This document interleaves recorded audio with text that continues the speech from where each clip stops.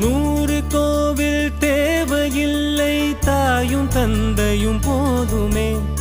ஊரில் உள்ள தெய்வம் எல்லாம் எங்கள் வீட்டில் வாழுமே. யாரும் இல்லை என்றுதான் இங்கு யாருமே இல்லை. ஆதி பகவன் வீட்டிலே என்றும் அன்பு கேதல்லை.